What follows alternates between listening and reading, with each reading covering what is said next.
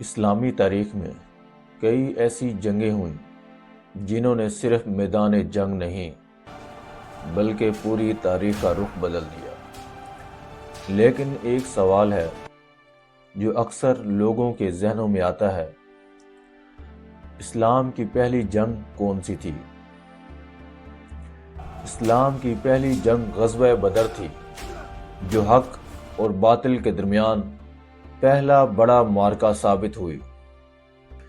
آج کی اس ویڈیو میں ہم جانیں گے غزوہ بدر کیوں ہوئی، مسلمان کتنے تھے، دشمن کتنا طاقتور تھا اور اس جنگ کا نتیجہ کیا نکلا۔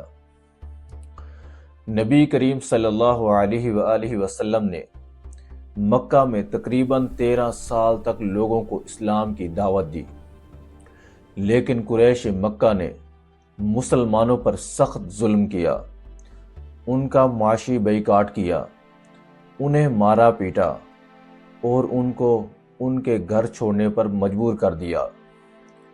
آخر کار مسلمان مکہ چھوڑ کر مدینہ منورہ ہجرت کر گئے، لیکن قریش نے یہاں بھی مسلمانوں کو چین سے نہیں بیٹھنے دیا۔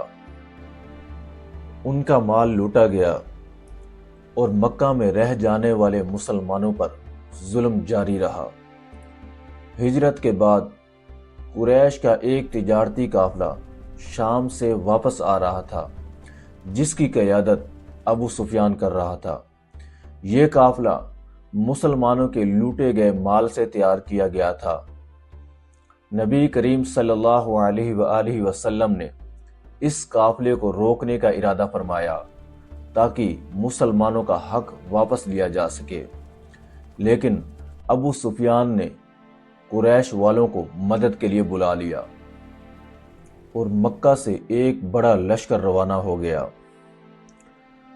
یوں یہ حالات غزوہ بدر کا سبب بنے۔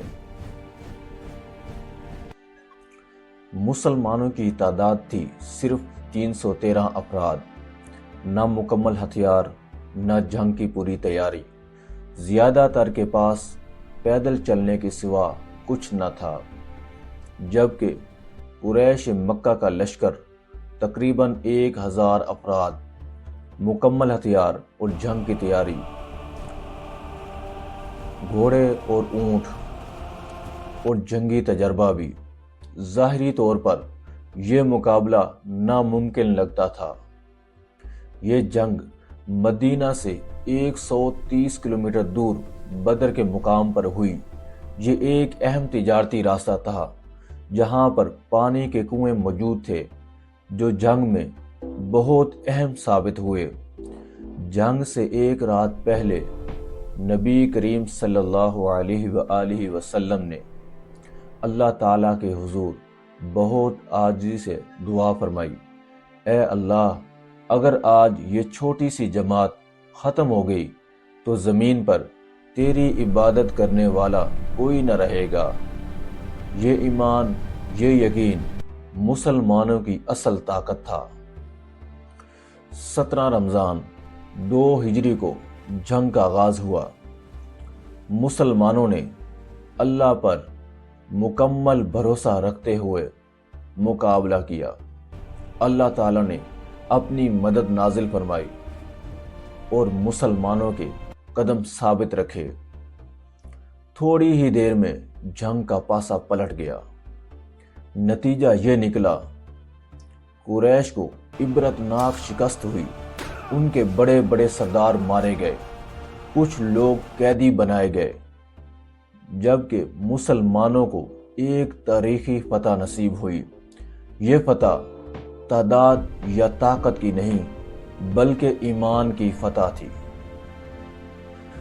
غزوہ بدر ہمیں سکھاتی ہے